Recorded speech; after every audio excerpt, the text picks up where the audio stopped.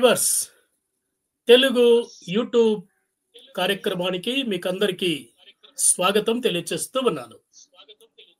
ప్రియులారా, మేము అందించేటటువంటి ఈ తెలుగు కార్యక్రమాలను మీలో చాలా మంది మరి వింటూ ఉన్నారు. వినినటువంటి వారు, చూసినటువంటి వారు తప్పకుండా దయచేసి సబ్స్క్రైబ్ చేసుకునే ప్రయత్నం చేయండి. అది మాకు ప్రోత్సాహకరంగా ఉంటుంది. ఈ రోజుటి మన యొక్క కార్యక్రమము టాపిక్ ఏంటంటే రిపబ్లిక్ డే స్పెషల్ ప్రోగ్రామ్, గణతంత్ర దినోత్సవ ప్రత్యేక కార్యక్రమం. నెక్స్ట్ సండే అనగా జనవరి 26వ తేదీన మనమందరము కూడాను, భారతీయులందరము కూడాను ఈ రిపబ్లిక్ డేను జరుపుకోబోతూ ఉన్నాం. అందును బట్టి ఈరోజు లైవ్ ద్వారా ఈ కార్యక్రమాన్ని మీ ముందుకు తీసుకొని వస్తూ ఉన్నాం. ఈ రోజుటి ఈ యొక్క అంశములో మనతో మాట్లాడబోవారు గౌరవనీయులు ఎన్ జీవన్ బాబు గారు, ఎంటీహెచ్ గూడూరు. గతంలో కూడాను వీరు కార్యక్రమం అందించారు. దానికి మంచి స్పందన వచ్చింది.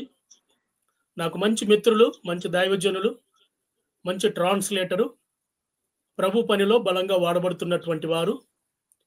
వారు ఎంత బిజీగా ఉన్నప్పటికీ ఈ కార్యక్రమంలో ఈరోజు మా యొక్క వ్యూవర్స్ను ఉద్దేశించి ఈ ప్రత్యేకమైన అంశం మీద మాట్లాడమని కోరగానే వారు సమయాన్ని హెచ్చించి మనతో లైన్లో కనెక్ట్ అయినందుకు జీవన్ బాబు గారికి స్వాగతం మరియు ప్రేమతో వందనములు తెలియజేస్తూ we welcome you, sir. Over to you. This is your time. అందరికీ యేసుక్రీస్తు నామములో వందనాలు తెలియజేస్తున్నాను. ఇదొక మంచి అవకాశం దేవుడు నాకు ఇచ్చినట్టుగా నేను భావిస్తున్నాను. అదే సమయంలో ప్రకాశం గారిని బట్టి వందనాలు, మరియు ఫేబర్ రేడియోని బట్టి కూడా నేను దేవుని మహిమపరుస్తున్నాను. మరి ఫేబర్ డైరెక్టర్ గారికి నా ప్రత్యేక వందనాలు తెలియజేస్తున్నాను. ఈ సమయంలో ఒక ప్రత్యేకమైన అంశాన్ని, ఈ రోజుటి కార్యక్రమము ప్రశ్న సమాధానములతో కూడా ఉండబోతూ ఉంది. కాబట్టి ఈ రోజుటి కార్యక్రమంలో జీవన్ గారు, మొదటి ప్రశ్న, రిపబ్లిక్ డే అంటే ఏమిటి? క్రైస్తవులు దీనిని ఎలా వేడుకగా చేసుకోవాలి? నిజం చెప్పాలంటే ఇది ఒక మంచి ప్రశ్న. ఇది రిపబ్లిక్ డే అనేది స్వాతంత్రం వచ్చినాక కొన్ని సంవత్సరాల తర్వాత మనకు వచ్చింది, మనం చేసుకుంటున్నాం. అయితే మనం గమనించాల్సిన విషయం ఏంటంటే, నేను డీప్ గా వెళ్ళట్లేదు కానీ స్వతంత్రం ఒకటి మాత్రమే సరిపోదు ఒక మనిషికి. స్వతంత్రం వస్తే, స్వతంత్రం మాత్రమే మనం కలిగి ఉంటే దాని యొక్క పర్యవసానం ఏంటంటే, కొంతమందికి అది అడ్వాంటేజ్ అవుతుంది, కొంతమంది దాన్ని కోల్పోతారు. ఎలాగంటే ధనవంతులు, బలం ఉన్న వాళ్ళు, అధికారం ఉన్న వాళ్ళు మాత్రమే స్వతంత్రాన్ని అనుభవిస్తారు. కానీ తృణీకరింపబడిన వాళ్ళు, అట్టడుగు వర్గానికి చెందిన వారు మాత్రం దాన్ని అనుభవించలేరు. కాబట్టి స్వతంత్రం వచ్చినాక మనకు కావాల్సింది ఏంటంటే, ఆ స్వతంత్రాన్ని ఎలా అందరికీ పంచగలగాలి, సద్వినియోగం చేసుకోగలగాలి. అది చాలా ప్రాముఖ్యమైన అంశం. అది కాబట్టి ఎలా అందరికీ పంచుకోవాలి అంటే, స్వతంత్రం వచ్చేసింది మనకి. స్వతంత్రం వచ్చినాక దాన్ని ఒక వర్గం ప్రజలకు మాత్రమే, అంటే ఒక హై స్థాయిలో ఉన్న ప్రజలు మాత్రం దాన్ని సద్వినియోగం చేసుకోగలడానికి ప్రయత్నం చేస్తారు. తమకున్న స్వతంత్రాన్ని మానసికంగా, అఫ్ కోర్స్ మానసికమైన స్వతంత్రం అది వ్యక్తిగతం. ఇంకా రాజకీయ స్వతంత్రం, మరియు సాంస్కృతిక స్వతంత్రం, మరి మత స్వాతంత్రం, ఇవన్నీ కూడా ఏంటంటే ఒక కమ్యూనిటీకి చెందుతాయి. సో ఆ స్వతంత్రాన్ని మనం కలిగి ఉండాలంటే, స్వతంత్రానికి ముందు ఉన్న అభిప్రాయం కావచ్చు, స్వతంత్రానికి ముందు ఉన్నటువంటి పరిస్థితులు మన మీద ఎక్కువ ప్రభావాన్ని చూపిస్తాయి. స్వతంత్రం వచ్చినాక కూడా ఆ స్వతంత్రాన్ని మనం అందరికీ పంచడానికి మనం నియమించుకుందే ఈ యొక్క గణతంత్ర దినోత్సవం, లేకపోతే రాజ్యాంగం. రాజ్యాంగం అంటే ప్రతి ఒక్కరికి సంబంధించింది. అది ఒక ధనవంతులకు కాదు, పేదవారికి కాదు, రాజకీయ నాయకులకు కాదు, అందరికి సంబంధించింది. అట్లాగే దేవుడు, దీనికి పాత నిబంధన కూడా మనకు ఆధారం ఉంది. దేవుడు ఇశ్రాయేల్ ప్రజలు స్వతంత్రం ఇచ్చినప్పుడు ఆ స్వతంత్రాన్ని వాళ్ళు అనేక సందర్భాల్లో మోసే మీద తిరుగుబాటు కావచ్చు, ఇవన్నీ కూడా ఏంటంటే వాళ్ళని డిస్టర్బ్ చేస్తాయి. మానసిక పరిస్థితిని, తర్వాత ప్రశాంతమైనటువంటి సామాజిక జీవనాన్ని డిస్టర్బ్ చేస్తాయి.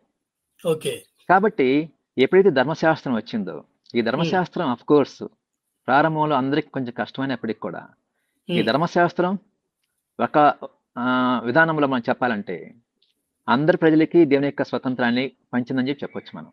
ఓకే. సో ధర్మశాస్త్రం ఒక మాదిరిగా నష్టపోయిన ప్రతి ఒక్కరి పక్షాన ధర్మశాస్త్రం నిలబడింది. ఓ అంటే వెరీ గుడ్. చట్టం, రాజ్యాంగం అనేది ప్రతి ఒక్కరి పక్షాన నిలబడుతుంది. అయితే ఇక్కడ కూడా కొన్ని థియరీస్ ఉన్నాయి ఇక్కడ.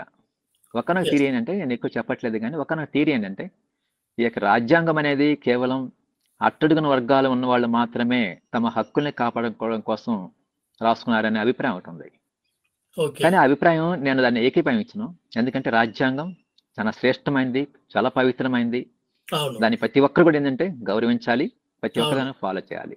ఎస్. ఇంకా మీరు అడిగిన ప్రశ్నలో రెండో భాగం వచ్చి రిపబ్లిక్ డే, అంటే రాజ్యాంగం ప్రారంభించిన దినం అది. Of Okay. కోర్స్ అయితే రాజ్యాంగం ప్రారంభించలేదు ఆ దినమున. ఆ దినమున రాజ్యాంగాన్ని ఇనాగ్రేట్ చేశారు. ఓకే. ఓకే. అంటే రాజ్యాంగం ప్రారంభం ఎప్పటి నుంచి ఉందంటే స్వతంత్రానికి ముందు నుంచి రాజ్యాంగం ఉంది. ప్రారంభం అంటే Okay. రాజ్యాంగాన్ని తయారు చేస్తున్నారు ఇండియాకి. కానీ ఆ రోజు ఏంటంటే దాన్ని ఇనాగ్రేట్ చేశారనమాట. స్వతంత్రం వచ్చినాక ఎలా ఉండాలి, అన్ని పరిస్థితులు ఎలా ఉండాలి, అన్ని దాంట్లో ఇంక్లూడ్ చేశారు. అదే సమయంలో ప్రపంచంలో ఏ రాజ్యాంగానికి లేని వెసులుబాటు మన రాజ్యాంగానికి ఉంది. Very good. ఏంటంటే మన పరిస్థితులను బట్టి మనం దాన్ని ఏం చేసుకోవచ్చు అంటే సవరించుకోవచ్చు. అయితే ఎక్సలెంట్. కొన్ని హేతువాద కొన్ని శక్తులు ఏం వస్తాయంటే యాంటీ సోషల్ శక్తులు ఏంటంటే దాన్ని మిస్యూజ్ చేసుకోవడానికి అవకాశం ఉంది. ఓకే. సో తమకు నచ్చినట్టు దాన్ని రాసుకోవడానికి అవకాశం ఉంది. కానీ యాక్చువల్ అంటే ఆ వెసులుబాటుని బట్టి అంటే ఇక్కడ ఏం అకామిడేషన్ ఉందంటే ఒక పరిస్థితిని, సందర్భాన్ని బట్టి కొన్ని పరిస్థితులు మనం ఏంటంటే అనుకూలంగా ప్రజలను కన్స్ట్రక్ట్ చేయడానికి, సమాజాలను నిలబెట్టడానికి మనం దాంట్లో సవరణ చేసుకోవచ్చు. Very good. సమాజాన్ని బతికించడానికి కోసం. ఓకే. సో ఇది జనవరి 26 తేదీన 1950లో భారత రాజ్యాంగం ఆమోదించింది. ఇది ఓకే. న్యాయం, సమానత్వం మరియు స్వేచ్ఛ, సౌభ్రాతృత్వం వంటి విలువను సూచిస్తుంది. ఓకే. క్రైస్తవులు దేశాన్ని గౌరవించాలి మరియు దాని నాయకుల కోసం ఏం చేయాలి, వాళ్ళు ప్రార్థన చేయాలి మరియు బాధ్యతాయుతమైన పౌరులుగా తమ పాత్రను ప్రతిబింబించాలి. ఎస్. ఇలా చేస్తూ గణతంత్ర దినాన్ని ఏం చేయాలంటే వాళ్ళు సెలబ్రేట్ చేసుకోవచ్చు. రోమాపత్రిక 13 దీనికి బైబిల్ వాక్యం ఏంటంటే మనకి రోమాపత్రిక 13 అధ్యాయం 1 నుంచి 7 దాకా కూడా గవర్నమెంట్ కూడా, ప్రభుత్వం కూడా దేవుని యొక్క పరిచారకులే అని చెప్పేసి రాయబడింది అక్కడ. ఎస్. అదే సమయంలో మన బాధ్యత ఎలా ఉండాలంటే సమాజం పట్ల కావచ్చు మరియు ఈ యొక్క రిపబ్లిక్ డే తరఫున కావచ్చు. మత్తయి సువార్త 5వ అధ్యాయం 13 నుంచి 16 ప్రకారంగా మనకి యేసుక్రీస్తు ఏం బోధ అంటే మనం ఈ లోకానికి ఎలా ఉండాలంటే ఉప్పుగా ఉండాలి, వెలుగుగా ఉండాలి. ఎస్. సో సమాజ సంక్షేమానికి ఈ రకంగా మనం తోడ్పడగలగాలి. Excellent sir. రెండవ ప్రశ్న ఏంటంటే క్రైస్తవులు భారతీయ రాజ్యాంగాన్ని బైబిల్ వెలుగులో ఎలా దీన్ని చూడాలి? దట్స్ రియల్లీ అదొక అద్భుతమైన ప్రశ్న అది. ఎస్. భారత రాజ్యాంగం అందరికీ న్యాయం, సమానత్వం మరియు గౌరవం వంటి విలువల్ని ఇస్తుంది, సౌభ్రతత్వాన్ని ఇస్తుంది, స్వేచ్ఛ ఇస్తుంది. ఓకే, అది ఆ విలువలను సమర్థిస్తుంది. ఇది బైబిల్ సూత్రాలకు అనుగుణంగా ఉంటుంది. బైబిల్ విషయాలకు ఇది అనుగుణంగా ఉంటుంది. మానవులందరూ కూడా దేవుని యొక్క స్వరూపంలో సృష్టింపబడ్డారు. ఆదికాండం 1వ అధ్యాయం 27 వచనం మనం చూస్తాం దాన్ని. ఓకే. మరియు గౌరవానికి కూడా అర్హులు. మనుషులందరూ కూడా దేవుని యొక్క స్వరూపం నియమించబడ్డప్పటికి కూడా వాళ్ళు నిజంగా గౌరవానికి ఖచ్చితంగా వాళ్ళు అర్హులు వాళ్ళు. అదే విషయాన్ని బైబిల్ బోధిస్తుంది. మీకా గ్రంథం 6వ అధ్యాయం 8వ వచనం ఏమంటుందంటే న్యాయం చేయాలి, దయని ప్రేమించాలి, దేవునితో వినయంగా నడుచుకోవాలి. ఇవన్నీ కూడా మీకా గ్రంథం, ప్రవక్తల గ్రంథం మనకు ఘోషిస్తూ ఉన్నాయి. ఇది రాజ్యాంగం యొక్క ఆదర్శాలతో ఇది ప్రతిబింబిస్తుంది అనమాట. ఈ రకంగా రాజ్యాంగం యొక్క ఆధారాలతో ప్రతిబింబిస్తుంది. కనుక బైబిల్, క్రైస్తవులు భారత రాజ్యాంగాన్ని ఈ దృక్పథం చూడొచ్చు మనం. నీతిని, న్యాయాన్ని, తర్వాత వచ్చి గౌరవాన్ని మనం కలిగి ఉండాలి, చూపించాలి కూడా. మూడవ ప్రశ్న ఈ రోజు కార్యక్రమంలో బలమైన మరియు అఖండ భారతదేశాన్ని నిర్మించటంలో క్రైస్తవుల యొక్క పాత్ర ఏమిటి? నిజంగా ఈ ప్రశ్నకు జవాబు చెప్పాలంటే చాలా పెద్ద జవాబు అవుతుంది. ఒక స్ట్రైట్ ఫార్వర్డ్ ఆన్సర్ అంటే ఏం లేదు, కానీ ఒక ఇంటలెక్చువల్ గా, తెలివిగా, అంటే చాలా జ్ఞానంగా ఆలోచించగలగాలి. ప్రతి మనిషిలో మనం ఆలోచిస్తాం, ట్రయాలజీ ఆలోచిస్తాం, త్రిత్వాన్ని మనం చూస్తాం, శరీరము, ఆత్మ, ప్రాణం అని. అయితే ఈ శరీరం ఏంటంటే కేవలం వాహనమే, శరీరం దేనిది లేదు. అయితే ఇంకా ప్రాణంకి వచ్చినట్లయితే ప్రాణం కేవలం ఎమోషన్స్ మీద ఉంటుంది. అది నవ్వు కావచ్చు, ఏడుపు కావచ్చు, వీటి మీద ఎక్కువ ఉంటుంది. అయితే అది కూడా తాత్కాలికం. ఇంకా ఆత్మ విషయానికి వస్తే ఆత్మ ఎక్కువగా ఏంటంటే ఇంటెలిజెన్స్, ఇంటలెక్చువల్ గా ఉంటుంది. ఇంటలెక్చువల్ ఫిలాసఫీ, తర్వాత థింకింగ్, థాట్ ప్రాసెస్, ఇంక చెప్పుకుంటూ వెళితే చాలా ప్రాసెస్. సో ప్రతి విషయం కూడా ఆత్మీయంగా మనం ఆలోచించాలంటే దానికి కొంచెం సమయం అవసరం. ఇంకా ఇంకా మీరు అడిగిన ప్రశ్నలోకి వచ్చినట్లయితే క్రైస్తవులు అనబడిన వాళ్ళు ఏంటంటే శాంతిని సృష్టించేవాళ్ళు. మత్తయి సువార్త 5:9 ఏముందంటే సమాధానపరచువారు ధన్యులు. ఓకే, సో శాంతిని. రెండు తర్వాత ఏంటంటే మరియు ప్రేమ, ఐక్యతను ప్రోత్సహించడం ద్వారా మనం సమాజానికి సానుకూలంగా సహకరించాలి. అది యేసు ప్రభు మనకి ఏం చేశాడంటే పిలిపించాడు. యోహాను సువార్త 13 ఐక్యత మరియు ప్రేమ మనం ఇవ్వగలగాలి. అదే కాకుండా యేసుక్రీస్తు మార్కు సువార్త 10:45 యేసుక్రీస్తు కొన్ని నాయకత్వాన్ని మనకి చూపించాడు. ఆయన ఆ నాయకత్వాల్లో ఒకటి గృహ నిర్వాహకుడి నాయకత్వం అయితే, రెండవది కాపరి నాయకత్వం అయితే, మూడవది సేవకుడి నాయకత్వం. సో ఈ 3 నాయకత్వాల్లో ఎక్కువగా ఏంటంటే మీరు అడిగిన ప్రశ్నలలో సేవకుని నాయకత్వాన్ని ఎక్కువగా ప్రతిబింబిస్తుంది. ఈ అఖండ భారతదేశాన్ని నిర్మించిన క్రైస్తవుల యొక్క పాత్ర ఏంటంటే క్రైస్తవుల యొక్క సేవకులుగా, నిర్మాణం చేసే సేవకులుగా, యేసు యొక్క ఎగ్జాంపుల్ని, యేసు యొక్క మాదిరిని మనం అనుసరించడం ద్వారా క్రైస్తవులు సామరస్యం మరియు చేరికతో అభివృద్ధి చెందుతున్న దేశాన్ని నిర్మించడంలో సహాయపడగలం. అయితే ఇక్కడ మనం ఏం చేయాలంటే సామరస్యం, ప్రతిదీ కూడా ఆలోచించాలి. దీన్ని మనం ఏంటంటే మతాంతర సంభాషణ అంటాం, దీన్ని inter faith religions, inter faith dialogue అంటారు. సో ఈ రకంగా మనం ఏం చేయాలంటే మన పాత్ర యేసుక్రీస్తు లాగానే మనం పోషించగలగాలి. నిజం చెప్పాలంటే చిన్న ఎగ్జాంపుల్ ఏంటంటే ఒకే ఒక స్ట్రైట్ ఫార్వర్డ్ ఒక ఛాలెంజ్ ఏంటంటే మన స్థానంలో యేసు ప్రభు ఉంటే ఎలా రెస్పాండ్ అవుతాడు అనేది. ఆ రకంగా మనం మనస్సాక్షి ద్వారా కనెక్ట్ అయినప్పుడు, మనస్సాక్షి ద్వారా కనెక్ట్ అయితే అంటే అతీతంగా, ఆచారాలకు అతీతంగా, ఓకే, డాక్ట్రిన్స్కి అతీతంగా, అన్నిటికి అతీతంగా మనం యేసుక్రీస్తులో ప్రస్తుత రోజుల్లో యేసుక్రీస్తు ఉంటే ఆయన ఎలా రెస్పాండ్ అవుతాడు రాజ్యాంగానికి అని మనం మనస్సాక్షి కనెక్ట్ అయితే ఈజీగా మనం దేశానికి మన వంతు కృషి మనం ఖచ్చితంగా అందించగలం అన్నమాట. That is very good, valuable point. The fourth question, 4వ ప్రశ్న, సమాజంలో అన్యాయం లేదా అసమానత సవాళ్లకు క్రైస్తవులు ఎలా స్పందించాలి? ఎగ్జాక్ట్లీ అన్న, ఇది నిజం చెప్పాలంటే దీని మీద చాలా అభిప్రాయాలు ఉన్నాయి, చాలా అభిప్రాయాలు. సమాజంలో అసమానతలు వచ్చినప్పుడు, కరువులు వచ్చినప్పుడు, కాటకాలు వచ్చినప్పుడు, అసమానతలు వచ్చినప్పుడు మనం ఏమనుకుంటాం అంటే యేసుక్రీస్తు త్వరగా వచ్చేస్తున్నాడు, మనం వెళ్ళిపోదాం, ఇలాంటి అభిప్రాయాన్ని ఎక్కువ మనం కలిగి ఉంటాం. ఎందుకంటే ఇప్పుడు ఆయన మత్తయి సువార్త 24 కానీ, మార్కు సువార్త 14 కానీ ఇవన్నీ ఏమంటాయి అంటే ఆయన రాకడకు కావాల్సినటువంటి రుజువులు అని చెప్పేసి కొన్ని చోట్ల మనం చూస్తాం. అయితే ఇక్కడ ఏం చూస్తామంటే మనం ప్రాముఖ్యంగా క్రైస్తవులు అన్యాయానికి వ్యతిరేకంగా నిలబడాలని మరియు అణిచివేతకు గురవుతున్న వారిని పట్ల వాదించాలని యేసుక్రీస్తు పిలిపించాడు. అన్యాయంగా ఎవరైతే అన్యాయింపబడుతున్నారో, ఎవరైతే తృణీకరింపబడుతున్నారో, ఎవరైతే అంటే మోసగింపబడుతున్నారో, ఓకే, వారికి వ్యతిరేకంగా ఒకవేళ యేసుక్రీస్తు గారు మన స్థానంలో ఉంటే నిలబడ్డా, ఆయన సమరయ స్త్రీ కాదు, ఆయన విచారణ చేత పట్టబడిన స్త్రీ పక్షం ఆయన నిలబడ్డాడు. అవును, 100% కరెక్ట్. ఇంకా అనేక మంది అట్టడుగున వర్గాలు ఉన్న వారి పక్షాన నిలబడ్డాడు, ఆయన వాయిస్ ఇచ్చాడు ఆయన.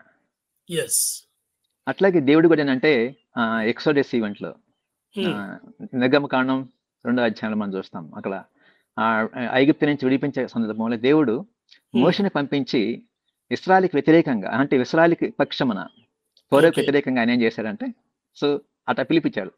అదే మనం చూస్తాం సామెతలో 8:9 కూడా. సామాజిక సమస్యలను పరిష్కరించడానికి, గుర్తించడానికి ఇక్కడ ఏంటంటే ప్రాముఖ్యంగా వ్యవస్థాగత మార్పు కోసం పనిచేయడానికి జ్ఞానం మరియు ధైర్యం కోసం మనం ప్రార్థన చేయొచ్చు. 100% కరెక్ట్. ఓకే, మరియు ధైర్యం కోసం ప్రార్థన చేయొచ్చు. యెషయా గ్రంథం 1:17 ఏముందంటే విశ్వాసుల్ని మీరు మంచి చేయడం నేర్చుకోండి, ఎవరికి అన్యాయం చేయొద్దు, న్యాయాన్ని కోరండి. అది ఓకే, మంచి చేద్దాం, చేత కాకపోతే గమ్మునుందాం కానీ చెడు మాత్రం చేసేది వద్దు. మహాత్మా గాంధీ అదే అంటాడు. మహాత్మా గాంధీ ఏమంటాడంటే మీరు మంచి చేయబడలే, మంచి చేయకపోయినా పర్లేదు, మిమ్మల్ని ఎవరు అడగరు, కానీ ఎవరికి మాత్రం చెడు మాత్రం చేయొద్దు అంటాడు. ఈ చేయడం ఏంటంటే మనం తెలియకుండానే రాజ్యాంగాన్ని ఫాలో అవుతున్నాం, తెలియకుండానే ఫాలో అయిపోతాం. దానికి రాజ్యాంగం ఎక్కువగా మనస్సాక్షి కనెక్ట్ అవుతుంది. స్వతంత్రం వచ్చి కేవలం దీనికి కనెక్ట్ అవుతుంది. స్వతంత్రం అయితే అది డిఫరెంట్, అది అందరు స్వతంత్రం వచ్చేసింది. కానీ రాజ్యాంగంగా లేకపోతే స్వతంత్రం వచ్చి కూడా అది మనల్ని మరింత దుర్మార్గంగా నడిపిస్తుంది. So okay. రాజ్యాంగం మనల్ని ఏం చేస్తుందంటే సరైన సిస్టమ్ వైపు, సరైన పద్ధతుల వైపు నడిపిస్తుంది. ఓకే. ఓకే. ఎస్. జీవన్ గారు మరొక ప్రశ్న ఏంటంటే రిపబ్లిక్ డే రోజున క్రైస్తవులు ఎలా ప్రార్థన చేయాలి? ఏం చేయాలి? ఎందుకు నాకు ఈ ప్రశ్న అంటే ఈ సంవత్సరం రిపబ్లిక్ డే ఆదివారం వచ్చింది. ఎస్. So yes. ఎస్. ఒక విశ్వాసిగా లేక క్రైస్తవుడిగా మన ప్రార్థనలు గాని, మన విన్నపాలు ఎలా ఉండాలి? ఎలా చేయాలి? ఎస్. ప్రార్థన అన్నప్పుడు మన క్రైస్తవులకి వ్యత్యాసమైన దృక్పథాలు ఉన్నాయి మనకి. యెస్. డిఫరెంట్ దృక్పథాలు. అయితే ఒక ప్రాముఖ్యమైన విషయం ఏంటంటే ఎక్కువ మంది మనం గమనించలేకపోతున్న విషయం రిలీజియస్ పర్స్పెక్టివ్ అంటే క్రైస్తవ దృక్పథంలో ప్రార్థన అనే పదానికి అర్థం వేరొస్తుంది. ఇంకా సెక్యులర్ ఓకే అంటే ఇంకా మామూలుగా బయట ప్రపంచంలో ప్రార్థన అంటే మరొక మీనింగ్ మనం అర్థం చేసుకోవాలి వాక్యాన్ని బట్టి, బైబిల్ని బట్టి. ఓకే. సో ఇక్కడ ప్రార్థన అన్నప్పుడు దృక్పథాలు మారుతాయి. అంటే ఒక్కొక్క రంగంలో, సాంస్కృతిక రంగంలో ప్రార్థన వేరు, మతపరమైనటువంటి విషయాల్లో ప్రార్థన వేరు, రాజకీయపరమైన విషయాల్లో ప్రార్థన వేరు. ఇప్పుడు మనం గణతంత్ర దినోత్సవం సమీపిస్తున్నాం కాబట్టి మన ప్రార్థన దేనికోసం మనం ప్రార్థన చేయాలి? ఇది నా ప్రశ్న. అయితే దేనికోసం ప్రార్థన చేయాలి అనే దానికి ముందుగా మనం ఒక విషయం అర్థం చేసుకోవాలి. ఓకే. అసలు ప్రార్థన అంటే ఏంటి? That is very important. yes. So దీనికి నేను రీసెర్చ్ చేసింది ఒక 6 విషయాలు ఉన్నాయి నా దృష్టిలో, 6-7 విషయాలు. జస్ట్ ఒక్క మాట చెప్పేస్తాను వాటిని. ప్రార్థన అంటే ఒకటి స్తుతి, ఆరాధన. ఓకే. దీంట్లో మ్యూజిక్ వినవచ్చు, తర్వాత మంచి మ్యూజిక్ సౌండ్ సిస్టమ్ పెట్టుకుని పాట వినడానికి అవకాశం ఉంది. దీంట్లో ఏమైతే ఎక్కువగా జ్ఞాపకం చేసుకుని ఉంటుంది, ఎక్కువ జ్ఞాపకాలు ఉంటాయి. సో జ్ఞాపకం చేసుకుంటూ దాన్ని గణపరచడం, మహింపరచడం. అది ఇశ్రాయేల్ జీవితంలో ఎప్పటిదాకా ఉందంటే అప్పుడు యేసుక్రీస్తు కాలం వరకు కూడా, నేను చెప్పాలంటే అపోస్తలుల కాలం వరకు కూడా, ఈ రోజు కూడా మనం జ్ఞాపకం చేసుకుంటున్నాం. ఎలాగంటే అబ్రహాం దేవ, ఇస్సాకు దేవ, గతించిన విషయాలు. నెంబర్ 1. ప్రార్థన అంటే రెండోది ఏంటంటే మన బలహీనతలను ఒప్పుకోవడం. ఓకే. చేసిన బలహీనతలు ఏమున్నాయి? మీరు అడిగారు నన్ను, బ్రదర్ మీరు డ్రైవింగ్ చేయగలరా అని. బ్రదర్ నేను చేయలేను. సో బలహీనతలు ఒప్పుకోవచ్చు. రెండోది బలహీనతల్లో ఇంకో విషయం ఉంది, ఒప్పుకునే విషయంలో. ఎవరైనా ఒక వ్యక్తి పాపం చేయగలడా? ఇక్కడ జవాబు ఏంటంటే ఏ వ్యక్తి కూడా పాపం చేయలేడు, కానీ పాపం అనేది ఏంటంటే అవిధేయతకు ఫలం అన్నమాట. అది అవిధేయతకు వచ్చిన ఫలం, అది పాపం. మనం ఎప్పుడు పాపం మీద ఫోకస్ పెడితే ఆ వ్యక్తి ఎప్పటికీ మారలేడు. అందుకని పౌలు గారు తన యొక్క పత్రికలు ఎక్కడొచ్చినా సరే అన్యజనులు అన్న మాట అతను వాడినప్పుడు పక్కనే వాడతాడంటే విధేయతను వాడతాడు. ఉదాహరణకి రోమాపత్రిక 15వ అధ్యాయం 18వ వచనంలో అన్యజనులు విధేయతలోనికి వచ్చినట్లుగా అంటాడు అక్కడ. కనుక పాపం అనేది అవిధేయతకు ఫలం. అట్లాగే రోమాపత్రిక 6:24 ఏముందంటే పరిశుద్ధత అనేది రక్షణకు ఫలం. అది ఒక వ్యక్తి రక్షింపబడినప్పుడు పరిశుద్ధత కలిగితే అతనికి ఫలం అన్నమాట. సో ఇది మనం అర్థం చేసుకోవాలి. ఇది కాబట్టి ఇక్కడ ఒప్పుకోవడం అంటే విధేయతలోకి రావడం. అది అదొకటి. సో విధేయతను ఒప్పుకోవడం, అవిధేయతను ఒప్పుకోవడం, బలహీనతను ఒప్పుకోవడం. అది రెండోది ప్రార్థన అంటే. మూడోది ఏంటంటే మన సమస్యలు చెప్పుకోవడం.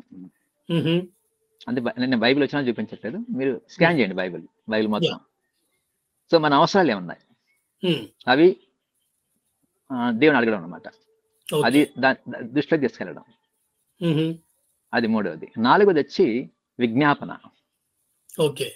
విజ్ఞాపన అంటే దీంట్లో ఉపవాస ప్రార్థన కూడా కలుస్తుంది. ఎలాగంటే ఒక పనిని పట్టుదలగా చేస్తున్నప్పుడు భోజనాన్ని మర్చిపోవడాన్ని ఉపవాసం అంటారు. అది యాక్చువల్గా ఉపవాసం అంటే. అయితే మన ప్రారంభంలో మన దేశీయ నాయకులు ఇండియాకి స్వతంత్రం తెచ్చే ప్రాసెస్ లో వాళ్ళు తమ ఉపవాసాన్ని ఎన్ని సందర్భాలు ఉన్నారంటే, ఎన్ని కోణాల్లో ఉపవాసం ఉన్నారంటే, తమ వ్యక్తిగతమైన ఉపవాసం, ఆహార ఉపవాసం ఉన్నారు, కుటుంబాలతో సంబంధాలతో ఉపవాసం ఉన్నారు, అనేక విషయాల్లో వాళ్ళు ఉపవాసాన్ని వ్యక్తం చేస్తున్నారు. అంటే తమ విషయాన్ని ఏం చేస్తున్నారు, వాళ్ళు వ్యక్తం చేస్తున్నారు. సో ఉపవాసం అంటే ఒక విషయం మీద మనం పట్టుదల కలిగి దాని మీద మనం పనిచేస్తున్నప్పుడు,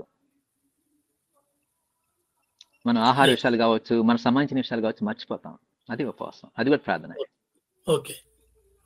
సో ఆ లెక్కను చూసుకుంటే మన ఆ, తెలియకుండానే ఎంతో మంది రాజ్యాంగం కోసం కష్టపడిన వాళ్ళు కూడా ఎంతో ఉపవాసాలు ఉన్నారు, వాళ్ళు ప్రార్థన చేశారు.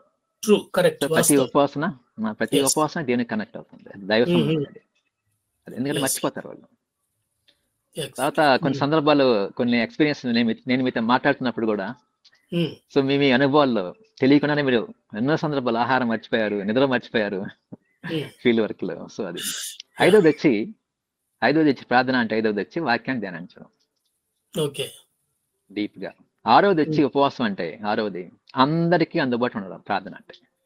Okay. అందరికి అందుబాటులో ఉండాలి, అది ప్రార్థన. Okay. ఏడోది వచ్చి గుప్పిలి విప్పడం. Mm. ఎనిమిదోది వచ్చి మలాకి 3:18 చెప్పినట్టుగా దైవజనులు మాట్లాడుకుంటూ ఉంటే, ఇద్దరు వ్యక్తులు మాట్లాడుకుంటే ఏం మాట్లాడుకుంటుంటారు వాళ్ళు అంటే, కన్స్ట్రక్షన్, నిర్మాణాత్మకంగా మాట్లాడుకుంటుంటే అది ప్రార్థన Yes. కిందకి వస్తుంది. దేవుడు దాన్ని Yes. ఆలకించాడంట. Mhm. సో ఇది ప్రార్థన అంటే. ఇప్పుడు మనం అసలు పాయింట్లోకి వెళ్దాం. అయితే దేనికోసం మనం ప్రార్థన చేయాలి? Yes. ఈ గణతంత్ర దినోత్సవాన్ని మొట్టమొదటిగా సమాధానం కోసం ప్రార్థన చేయాలి. Okay. దాంట్లో మొదట దేశం కోసం శాంతి, ఐక్యత మరియు శ్రేయస్సు కోసం ప్రార్థన Yes. చేయాలి. అది మొదటి తిమోతి 2 మనం చూస్తాం. Yes. రెండోది నాయకుల కోసం ప్రార్థన చేయాలి. Okay. నాయకుల కోసం ఏం ప్రార్థన చేయాలంటే, వాళ్ళ పాలనలో జ్ఞానం కావాలి వాళ్ళకి, Yes. మరియు సమగ్రత వాళ్ళ పాలన Mm. కావాలి, అంటే ఈక్వాలిటీ కావాలి. దానికోసం ప్రార్థన చేయాలి. అది సామెతలు 11-14 మనం చూస్తాం. Yes. రెండోది పౌరుల కోసం ప్రార్థన చేయాలి. Mhm. దాంట్లో పౌరులు ఏం కలిగి ఉండాలంటే, బాధ్యత కలిగి ఉండాలి, సామరస్యాన్ని కలిగి ఉండాలి, Mhm. ప్రతి ఒక్కరు కూడా దయ కలిగి తన తోటి వారి Okay. పట్ల. దీనికోసం ప్రార్థన చేయాలి. ఫిలిప్పి 2:3-4 మనం చూస్తాం. అది Okay. ఇదే విషయాన్ని మనం చూస్తాం అపోస్తల కార్యాల గ్రంథం 2:42 నుంచి మనం చూస్తే, Mm. అక్కడ గవర్నమెంట్ అది రోమన్ గవర్నమెంట్ అయినప్పటికీ కూడా, అది మోనార్క్ అయినప్పటికీ కూడా, ప్రజలు మాత్రం ఎలా ఉన్నారంటే అలా లేరు. ప్రజలు డిఫరెంట్ గా ఉన్నారు. అందరి మధ్య ఈక్వాలిటీ వచ్చింది, షేరింగ్ వచ్చింది, తర్వాత ఒకరినొకరు గౌరవించుకోవడం, Mm. సామరస్యం పెరిగింది, ఐక్యత పెరిగింది. అట్లా. తర్వాత 4వది చర్చి కోసం ప్రార్థన చేయాలి. సంఘం, Mm. చర్చి దేశంలో వెలుగుగా కొనసాగాలి. Oh. ప్రభు అంటాడు కదా, నేను లోకానికి వెలిగిన అన్నప్పుడు ఆయన శరీరం, మనం కూడా లోకానికి వెలిగే. Yes. దేవుని ప్రేమను వ్యాపింప చేయాలి. Yes. దేవుడు చెప్పాడు కదా యోహాను 3:16లో, దేవుడు లోకాన్ని ఎంతో ప్రేమించాడు. Okay. ఆయన బిడ్డలంగా మనం కూడా ఏం చేయాలి? లోకాన్ని ప్రేమించాలి. So Yes. దానికోసం మనం ప్రార్థన చేయాలి. మత్తయి సువార్త 5:14 మనం చూస్తాం. అది Mm. మీ శత్రువుల కోసం ప్రార్థన చేయండి, అన్ని విషయాల కోసం మీరు ప్రార్థన చేయండి. Exactly. తర్వాత దేవుని యొక్క రాజ్యం యొక్క విలువలు, Mm. ఈ రకంగా మనం దేవుని యొక్క సమాధానం కోసం, దేశం సమాధానం కోసం మనం ప్రార్థన చేయాలి. Mm. ఈరోజు దేశం ఎలా ఉందంటే, సమాధానంగా ఉందా అంటే, అఫ్ కోర్స్ ఒక ప్రాస్పెక్టివ్ సమాధానం అనవచ్చు, కానీ మిగతా ప్రాస్పెక్టివ్ లో అట్టడుగు వర్గాల నిమిత్తం కావచ్చు, మైనారిటీస్ కోసం కావచ్చు, బాగా Okay. డిస్టర్బ్ అవుతున్నారు వాళ్ళు. Okay. సో ప్రార్థన చేయాలి. Yes, అన్న. Yes. మరొక ప్రశ్న ఏంటంటే బాబు గారు, అన్న, దేవుని రాజ్యం యొక్క విలువలు భారతదేశం వంటి దేశాన్ని ఎలా ప్రభావితం చేయగలవు? అవసరం, రియల్లీ గ్రేట్ క్వశ్చన్ ఇది. దేవుని యొక్క రాజ్యం యొక్క విలువలు భారత Yes. రాజ్యాన్ని, భారత వంటి దేశాన్ని, నిజం చెప్పాలంటే ప్రపంచంలో వన్ ఆఫ్ ది ప్రజాస్వామ్య రాజ్యం అండి. So correct. ప్రజాస్వామ్య రాజ్యం అంటే ప్రజల నిమిత్తం, ప్రజల కొరకు, ప్రజల చేత పరిపాలించబడే ప్రభుత్వం. ఎస్. ఎస్. అయితే స్లోగా ఏమవుతుందంటే, ఇక్కడ మోనార్క్లోకి వెళ్లకుండా మనం ప్రార్థన చేయాలి దాన్ని. అయితే దేవుని యొక్క రాజ్యం అనేది, దేవుని యొక్క రాజ్యం ప్రధానంగా ఏం చూస్తాం, దేవుని యొక్క రాజ్య విలువలు ఏం చూస్తాం? రోమాపత్రిక 14 ప్రకారం అంటే ప్రేమ, న్యాయం, దయ మరియు వినయం, ఇవి మనం చూస్తాం. క్రైస్తవులు ఈ విలువలు, క్రైస్తవులు ఏం చేయాలంటే, మనము ఈ విలువలకు అనుగుణంగా జీవించినప్పుడు వారు సమాజాన్ని ఏం చేస్తారంటే సానుకూలంగా ప్రభావితం చేస్తారు. ఓకే. అది నా జ్ఞాపకం రాలేదు కానీ, ఒక మిషనరీ యొక్క జీవిత చరిత్ర నేను చదివాను అది. ఓకే. సో ప్రతి ఒక్కరిని ఆ తల్లిగారు ప్రేమించాలి. ఈ రోజున the hidden history of India ఒక స్టోరీ ఉంది. Hidden history of India, the hidden history of missionaries. Missionaries వచ్చి ఎంత డెవలప్ చేశారు ఇండియా అనేది. వాళ్ళు ప్రేమ, తర్వాత న్యాయం, దయ, వినయాన్ని, అంటే ఒక మాట చెప్పాలంటే వాళ్ళు ఎన్ని సాక్రిఫైస్ చేశారంటే, లాస్ట్ టైం నేను ఎంటీహెచ్ చేస్తున్నప్పుడు తరంగంబాడి జీగన్ బాగ్ యొక్క మ్యూజియం వెళ్ళాను. ఓకే. ఆయన మిషనరీ తమిళనాడులో గొప్ప విప్లవం తీసుకొచ్చాడు ఆయన. మ్హూ. మొట్టమొదటి తమిళ చర్చి, తర్వాత తమిళ్ మ్. నేర్చుకొని తర్వాత తమిళ్లో ఉన్నటువంటి అట్టడుగు వర్గాలకు చెందినటువంటి వారిని ఎంతో మందిని ఆయన లిఫ్ట్ చేశాడు, ప్రభావితం చేశాడు. ప్రభావితం చేశాడు. మరొకటి వెరీ గుడ్. ఏంటంటే ఆయన పనిచేసింది తమిళనాడులో కేవలం 13 సంవత్సరాలే, మ్. కానీ ఈరోజు వేల కొలది పుస్తకాలు ఆయన గురించి ఉన్నాయి. ఎన్నో మ్. ఆ, ఆ, ప్రభావితం చెందినటువంటి జీవితాలు, సంస్థలు. ఓకే. నేను ఆ రోజు ఫుల్ డే నేను అక్కడ ఉన్నాను అనమాట, పూర్తి రోజంతా ఉన్నాను. ఎన్నో విషయాలు అక్కడ నేర్చుకుని జరిగింది. Very good, very good. కనుక పౌలు చెప్పినట్లుగా చెడు చేత జయింపబడడం కంటే మంచి చేత చెడుని ఏం చేయాలంటే జయించాలి. అది రోమపత్రిక 12వ అధ్యాయం మనం చూస్తాం. క్రీస్తు వంటి స్వభావాన్ని చూపడం ద్వారా క్రైస్తవులు దేశం యొక్క నైతిక మరియు ఆధ్యాత్మిక ఉనికికి ఏం చేస్తారంటే తోడ్పడతారు. ఓకే. బాబు గారు, మనకు టైం అయిపోతా ఉంది. ఇక 2 ప్రశ్నలు అడగాలని నాకు సిద్ధపడ్డాను. స్వేచ్ఛ పట్ల కృతజ్ఞతను బైబిల్ ఎలా ప్రోత్సహిస్తుంది?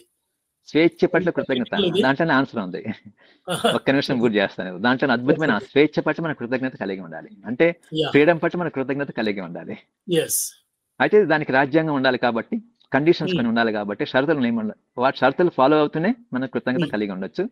స్వాతంత్రం అనేది దేవుని యొక్క బహుమతి, గలతీ 5వ ప్రకారంగా. రిపబ్లిక్ అనేది భారతదేశం యొక్క స్వాతంత్రాన్ని జరుపుకుంటున్నప్పుడు క్రైస్తవులు తమ ఆధ్యాత్మిక మరియు భౌతిక స్వేచ్ఛ కొరకు దేవుని కృతజ్ఞతలు తెలియజేయవచ్చు. నిజమైన స్వాతంత్రం క్రీస్తులో ఉందని కూడా వాళ్ళు ఏం చేయాలి, జ్ఞాపకం చేసుకోవాలి. ఓకే. సో మన స్వాతంత్రం వచ్చింది, కానీ నిజమైన స్వాతంత్రం క్రీస్తులో ఉంది. Okay.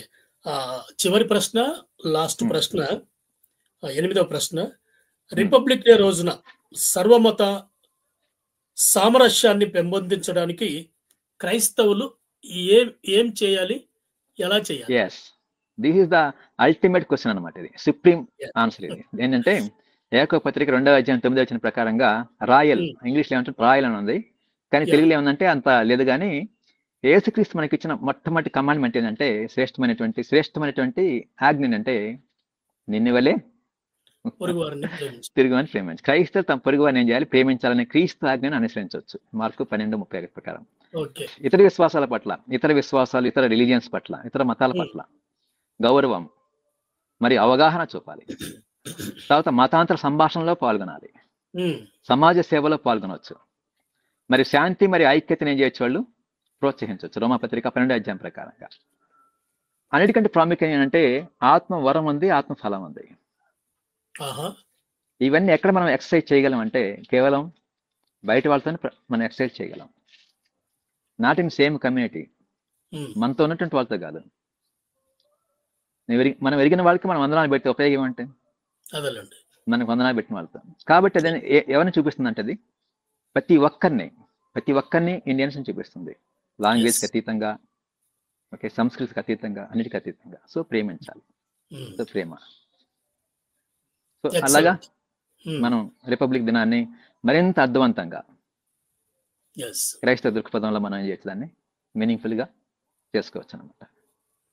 Very good, very good Jeevan గారు. చాలా మంచి విషయాలు, మా వ్యూవర్స్ కు తెలియని చాలా కొత్త విషయాలు మీరు చెప్పారు. మా వ్యూవర్స్ మరియు మా సిబ్బంది తరపున మీకు ప్రత్యేకమైనటువంటి ధన్యవాదాలు తెలియజేస్తూ ఉన్నాను. డియర్ వ్యూవర్స్, వచ్చే ఆదివారం రోజు మనము ఈ యొక్క రిపబ్లిక్ డేను జరుపుకోబోతూ ఉన్నాం. ఇందులో మనము జీవన్ గారు చెప్పినట్టుగా 8 విలువైనటువంటి ప్రశ్నలు నేను అడగటం జరిగింది. దానికి చాలా విలువైనటువంటి సమాధానాలు జీవన్ గారు ఇవ్వటం జరిగింది. కాబట్టి వీటిని కనుక మనం పాటించగలిగితే నిజంగా మనము ఈ యొక్క రిపబ్లిక్ డేను గౌరవంగా జరుపుకున్నటువంటి వారిమవుతాం. భారతదేశ పౌరులముగా మన బాధ్యతలను మనం గుర్తు చేసుకుంటూ, మన విలువలను కాపాడుకుంటూ, దేవునికి మహిమకరంగా నేను జీవించే ప్రయత్నం చేయాలి. ఈ యొక్క రిపబ్లిక్ డేను పురస్కరించుకొని మేమిస్తున్నటువంటి ప్రత్యేకమైనటువంటి సారాంశం లేక సందేశం మీకు ఉపయోగపడుతుందని నేను అనుకుంటూ ఉన్నాను. కాబట్టి నెక్స్ట్ వెడ్నెస్డే మరొక అంశము ద్వారా మనము కలుసుకుందాం. ఈ యొక్క లైవ్ స్ట్రీమ్ కార్యక్రమం గురించి మీ అభిప్రాయాలు, సలహాలకై మమ్మల్ని సంప్రదించవలసిన మెయిల్ ఐడి info@fibaonline.org. మొబైల్ సంఖ్య 94-805-85039. We will meet again next Wednesday, another topic. Amen. Bye-bye.